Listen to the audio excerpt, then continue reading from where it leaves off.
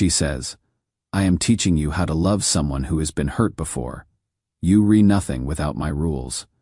Her ex ruined her, but she made me pay for it. I am a 31-year-old construction engineer, and I have been with my girlfriend Serafina for about 10 months now. I thought I was being a good, supportive partner, but I am starting to feel like I am drowning in someone else's past trauma, and I don't know how to handle it anymore. When we first started dating, Serafina was upfront about having a difficult relationship history. Her ex-boyfriend Dorian apparently put her through hell, cheating, lying, financial abuse, the whole nightmare. She told me she had never been able to trust anyone since then, but that she felt safe with me and wanted to try building something real. I was touched that she trusted me enough to be vulnerable about her past. I wanted to show her that not all men are like her ex, that she could trust me completely. So when she started asking me to do things to prove my love and commitment, I thought it was reasonable given what she had been through. It started small. She asked me to check in with her every few hours when I was at work because Dorian used to disappear for days without contact. She wanted access to my social media accounts because he used to hide his affairs online. She asked me to share my location with her because he was always lying about where he was. All of this seemed fair to me. She had been betrayed before, and these were small things I could do to help her feel secure. I had nothing to hide anyway. But over the months, the requests kept expanding. She wanted me to limit contact with female coworkers because you never know how these things start. She needed me to run my weekend plans by her first because spontaneous activities made her anxious. She asked me to give her access to my bank account for transparency since Dorian had hidden financial problems from her. Every request came with the same reasoning. If you really love me, this shouldn't be a problem. Dorian never wanted to be accountable to me, but you are different, right? The phrase, if you really love me, has become the soundtrack to our relationship. If I really love her, I will not mind checking in every 2 hours. If I really love her, I will understand why she needs to approve my friendships.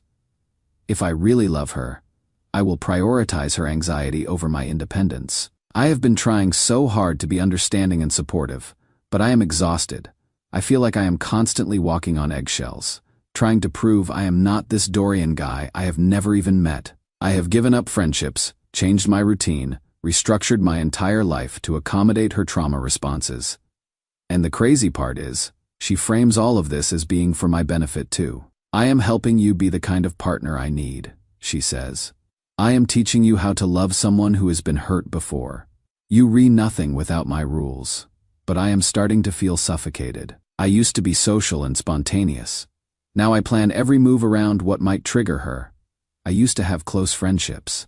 Now I barely see anyone because she needs so much reassurance and attention. Last week, I tried to have a gentle conversation about maybe loosening some of the restrictions as we build more trust.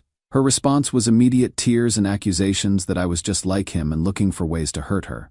The fact that you want more freedom proves you are planning something, she said. Dorian started the same way, asking for space so he could cheat. I am not Dorian. I have never given her any reason to distrust me. But apparently, that doesn't matter because Dorian poisoned the well for all future relationships. I love this woman, but I feel like I am in a relationship with her trauma instead of with her. Am I being unsupportive? Should I be more patient with her healing process? Or is this more than I should be expected to handle? How do you prove you are trustworthy to someone who has decided that trustworthiness itself is suspicious? Edit 1. Some people are asking if she is in therapy. She tried it briefly after her last relationship, but said the therapist didn't understand the complexity of her situation and stopped going. Edit 2. I realize some of this might sound controlling, but she frames everything as healing from trauma. When I express discomfort, she says I am not being supportive of her recovery process. Edit 3. Reading these responses is making me question things I thought were normal. Maybe I should talk to someone outside the situation. Update 1. Thank you to everyone who responded to my original post. Reading your comments was like having someone turn on the lights in a room I didn't realize had gotten dark. I decided to talk to my best friend Everett about everything, and that conversation changed my entire perspective. I met Everett for drinks after work yesterday and laid out everything that has been happening over the past 10 months. I explained about Serafina's past with Dorian, her anxiety about being hurt again, and all the ways I have been trying to accommodate her trauma. Everett listened without interrupting, but I could see his expression changing as I talked. When I finished, he was quiet for a long moment. "Dude," he finally said, "do you hear yourself right now?" "What do you mean?" "You just spent 20 minutes explaining why your girlfriend controls your schedule, monitors your communications, manages your friendships, and tracks your location. You are not describing trauma recovery. You are describing an abusive relationship that hit me like a slap." "But she is not abusive," I protested. "She has been hurt. She is scared of being betrayed again, and she is making that your problem instead of dealing with it herself," Everett said. "Trauma doesn't give you the right to control another person's life." He was right, and deep down I knew it. But hearing it said out loud was still jarring. "Think about it," Everett continued. "In 10 months, what has she done to actually heal from her trauma? Has she gone to therapy? Has she worked on building trust gradually? Or has she just found new ways to control you, so she doesn't have to face her fears?" The answer was obvious. She hadn't done any real work on healing. Instead, she had created a system where I had to constantly prove my trustworthiness while she never had to actually trust me. "The worst part," Everett said, "is that she has convinced you that accepting this treatment is proof of your love. That is manipulation, plain and simple." He was right about that too. Every conversation about boundaries or independence got turned back on me as evidence that I didn't really love her or understand her trauma. After talking with Everett, I started paying closer attention to the patterns in our relationship, and what I saw made me sick. She doesn't just ask me to accommodate her trauma, she punishes me when I don't do it enthusiastically enough. If I hesitate before agreeing to check in every 2 hours, I get a lecture about how Dorian used to resist accountability too. If I seem tired after a day of constant communication, I get accused of making her trauma a burden. She has created a system where I am always proving my innocence instead of being trusted until I give her a reason not to trust me. And the goalposts keep moving. No amount of transparency or accommodation is ever enough because the real issue isn't trust. It is control. I realized that I haven't just been accommodating her healing process. I have been enabling her to avoid healing by creating an environment where she never has to confront her fears or develop real coping mechanisms. But here is what really opened my eyes. I asked Everett if he thought I had changed over the past 10 months, and his answer was devastating. "You used to be confident and outgoing," he said. "You used to make your own decisions without checking with anyone first. You used to have friends over, go out spontaneously, live your own life. Now you are anxious and second-guessing yourself constantly. You ask permission for things that used to be automatic. You have become a smaller version of yourself." He was right. In trying to prove I wasn't like Dorian, I had lost myself completely. I decided I needed to have a serious conversation with Serafina about establishing healthier boundaries and encouraging her to get professional help for her trauma. That conversation happened today, and it didn't go well. When I gently suggested that some of our patterns might be unhealthy and that she might benefit from therapy, she immediately became defensive. "So now you think I am crazy? You think my trauma responses are unreasonable?" I tried to explain that I wasn't calling her crazy, but that I was feeling overwhelmed by constantly having to prove my trustworthiness, and that maybe we could work together on building genuine trust. "If you were trustworthy, you wouldn't mind proving it," she said.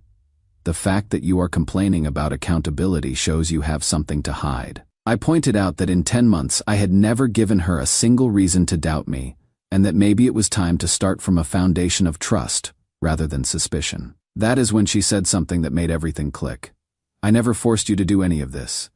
You chose to prove your love this way. If you want to stop being supportive, that is your choice. But don't blame me for your decisions." The gaslighting was so blatant, it actually took my breath away. She had spent 10 months manipulating me into increasingly restrictive behaviors by threatening emotional consequences if I didn't comply. But now that I was pushing back, suddenly, none of it was her idea. I am done. I cannot be in a relationship where I am constantly paying for another man's crimes, and where my attempts to establish basic boundaries are treated as evidence of guilt. Edit 1. Several people have pointed out that this is indeed emotional abuse, and reading about trauma bonding has been eye-opening. Edit 2. For those asking why I put up with this for so long, when someone frames their control as vulnerability and healing, It is easy to mistake manipulation for trust building. Edit 3. I am planning to end this relationship. I just need to figure out how to do it safely, given how she reacts to any perceived rejection. Update 2. I broke up with Serafina 3 days ago, and her reaction has been enlightening. And by enlightening, I mean absolutely insane in ways that confirmed every suspicion I had about her real motivations. After my conversation with Everett and that final fight where she denied manipulating me, I knew I had to end things. I spent a few days planning how to do it safely. Everett had warned me that people who are controlling often escalate when they lose control. I decided to do it at her apartment so I could leave when I was done, rather than having to get her to leave my place. I went over Sunday afternoon and told her we needed to talk. I kept it simple and direct. I told her that I didn't think we were compatible long-term, that I needed more independence in a relationship, and that I thought we both deserved to be with someone who met our needs without compromising who we were. Her initial reaction was exactly what I expected: tears, accusations that I was abandoning her just like Dorian, and desperate promises that she could change. But when she realized I was serious and wasn't going to be manipulated back into the relationship, she showed me who she really was underneath all that performed vulnerability. The tears stopped, like someone had flipped a switch, and she looked at me with pure rage. "You are just like every other man," she said. "You pretended to care about my trauma, but you were just waiting for an excuse to leave." I tried to explain that I did care about her healing, but that I couldn't sacrifice my entire identity to accommodate her avoidance of therapy and real recovery work. "I gave you everything," she continued, her voice getting louder. "I trusted you with my deepest fears, and you are throwing it back in my face." "You didn't trust me," I said. "You controlled me." "There is a difference." That is when she completely lost it. "I made you into a better man," she screamed. "Before me, you were just another selfish asshole who didn't know how to be accountable to a partner. I taught you how to be considerate, how to communicate, how to prioritize a relationship, and this is how you repay me." The delusion was breathtaking. In her mind, systematically isolating me from friends, monitoring my every move, and demanding constant proof of loyalty was teaching me to be a better partner. But it got worse. "You know what?" she said with this cold, calculating look. "You are going to realize what you lost. You are going to try dating other women, and they are going to seem shallow and selfish compared to me, because they will not care about building something real with you. They will not put in the work to make you a better person like I did." Then came the threats. "I hope you know I am going to tell everyone the truth about you, about how you used my trauma to manipulate me into trusting you, then abandoned me when I needed you most, about how you pretended to be supportive but were actually looking for ways to cheat and lie." She was literally describing her own behavior and projecting it onto me. "Your friends, your family, everyone is going to know what kind of man you really are. They are going to know you are just like Dorian." I left while she was still ranting, and I haven't responded to any of her attempts to contact me since. But her prediction about telling everyone the truth turned out to be accurate.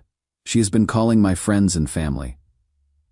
The stories she is telling are wild. According to her version, I pursued her despite her vulnerability, convinced her to trust me, then became controlling and demanding when she needed support for her trauma. She is claiming I isolated her from her friend's projection much, and that I broke up with her because she wouldn't let me cheat. Fortunately, most people know me well enough to see through the lies. My sister called yesterday to tell me Serafina had reached out to her on social media with a long message about how I take advantage of vulnerable women. My sister's response was, "That doesn't sound like my brother, but it sounds exactly like someone who would try to manipulate me into believing it." Everett has been amazing through all this. When I told him about her threats to destroy my reputation, he said, "Good. Let her show everyone who she really is. The people who matter will see through it, and the people who don't weren't worth keeping anyway." He was right. A few mutual friends have reached out to get my side of the story, and when I explain the actual dynamic of our relationship, they are horrified. Several people have admitted they were worried about me but didn't know how to bring it up. The most telling thing is how she is handling the breakup. Someone who was genuinely traumatized and heartbroken would be sad, maybe angry, but focused on healing and moving forward. Instead, She has launched a full-scale campaign to destroy my reputation and force me back into the relationship through social pressure. That is not the behavior of someone who loved me. That is the behavior of someone who is angry about losing control of me. Edit 1. For those asking about legal concerns, I have documented everything and have witnesses to her harassment. If it escalates, I am prepared to take action. Edit 2. Several people have pointed out that her reaction proves she was never actually traumatized by her ex in the way she claimed. Someone who is truly afraid of abandonment wouldn't try to destroy someone who left them. They would be focused on healing and understanding why relationships keep failing. Edit 3. A few people have asked if I feel bad for abandoning someone with trauma. I don't. Having trauma doesn't give you the right to traumatize other people. She had options for healing that didn't involve controlling me. Final update: it has been exactly 1 week since I ended things with Serafina, and I wanted to give a final update on how everything has played out. This community helped me see clearly when I was too deep in manipulation to recognize it, and you deserve to know how this ended. The harassment campaign Serafina launched after our breakup has been both disturbing and revealing. She has contacted nearly everyone in my life with increasingly wild stories about our relationship. But the pattern has been consistent. I am somehow both a controlling manipulator and a cheating liar who took advantage of her vulnerability. The stories keep evolving too, which has actually worked in my favor. First, I was controlling and wouldn't let her have friends. Then I was a cheater who was sleeping with coworkers. Then I was financially abusive and wouldn't let her spend money. Then I was emotionally abusive and would gaslight her about her trauma responses. The problem with pathological liars is they cannot keep their stories straight. When she tells my sister I am controlling, then tells my coworker I am a cheater, then tells my neighbor I am financially abusive, people start noticing the inconsistencies. But the most revealing thing happened yesterday. My coworker Jake called me to tell me about a strange interaction he had had. Serafina had reached out to him on social media claiming I had been talking about him behind his back and that she was worried about how I treat my friends. She tried to convince him that I was unreliable and manipulative, and that he should be careful about trusting me. Jake's response was perfect. If Callum has a problem with me, he will tell me directly. The fact that you are trying to turn his friends against him tells me everything I need to know about who the real manipulator is. That is when I realized her harassment isn't random or emotional. It is strategic. She is not trying to tell people the truth about me. She is trying to systematically destroy my support network, so I will have nowhere to turn and might come back to her. It is the same isolation tactic she used in the relationship, just applied externally now. But her plan is backfiring spectacularly. Instead of turning people against me, she is showing everyone exactly who she really is. My friends and family are getting to see firsthand the kind of manipulative behavior I was dealing with for 10 months. My mother called me yesterday to say, "I understand now why you looked so tired and stressed when you were with her. Normal people don't act like this when relationships end. Even better." I found out through a mutual friend that this isn't the first time she has done this. Apparently, she pulled similar stunts when her relationship with Dorian ended, spreading lies, trying to turn people against him, playing the victim while behaving like a predator. Which makes me wonder, how much of her story about Dorian was actually true? Was he really the abusive, cheating, controlling ex she described? Or was he just another guy who tried to set boundaries with her and got destroyed for it? I am starting to suspect that Dorian wasn't her abuser. He was her previous victim. And she has been using his abuse of her as a template for how to abuse me. The real kicker? Yesterday I got a message from someone I didn't recognize. A guy named Marcus who said he had heard about my situation through mutual friends. Turns out he dated Serafina about 2 years ago, right after her relationship with Dorian ended. According to Marcus, she used the exact same playbook with him that she used with me. Dorian had traumatized her, and she needed Marcus to prove his love by accepting increasingly controlling behavior. When Marcus finally set boundaries, she launched the same reputation destruction campaign against him. She has been using Dorian as her excuse to abuse people for years. He told me, "I am just glad you got out before she completely destroyed your sense of reality." This pattern has probably been going on for years. She finds decent guys, uses her sob story about past trauma to manipulate them into accepting abuse, then destroys them when they try to leave. It is predatory behavior disguised as vulnerability. But here is the beautiful thing. Her current behavior is so obviously unhinged that she is actually inoculating people against her future lies. Everyone who has witnessed this meltdown now knows exactly what she is capable of. As for me, I feel like I can breathe again for the first time in months. I had no idea how much mental energy I was spending on managing her emotions and walking on eggshells. Now that energy is mine again. I have reconnected with friends I had lost touch with. I am making plans without having to clear them with anyone. I am remembering what it feels like to be trusted instead of constantly suspected. I am rediscovering parts of my personality that I had suppressed to avoid triggering her. Most importantly, I am learning to trust my instincts again. For 10 months, I second-guessed every feeling I had because she had convinced me that my discomfort with her behavior was evidence of my own character flaws. Now I understand that my discomfort was my intuition trying to protect me. Love doesn't require you to prove it constantly. Trust builds over time through consistent behavior, not through surveillance and control, and someone who truly loves you will not threaten to destroy your life when you try to leave them. I am 31, single, and starting fresh. But I am also stronger, wiser, and more aware of red flags than I have ever been. I know what real love looks like now, and it is not what I had with Serafina. As for her, I heard she has already moved on to someone new. A friend of a friend saw her on a dating app with a profile that mentions being a survivor of emotional abuse looking for someone who understands trauma. I feel bad for whoever falls for that act next. But there is nothing I can do except hope they figure it out faster than I did. Some people are meant to teach you what you don't want in life. Serafina taught me that I would rather be alone than be with someone who makes me smaller. That is a lesson worth learning, even if the tuition was brutal. Edit 1.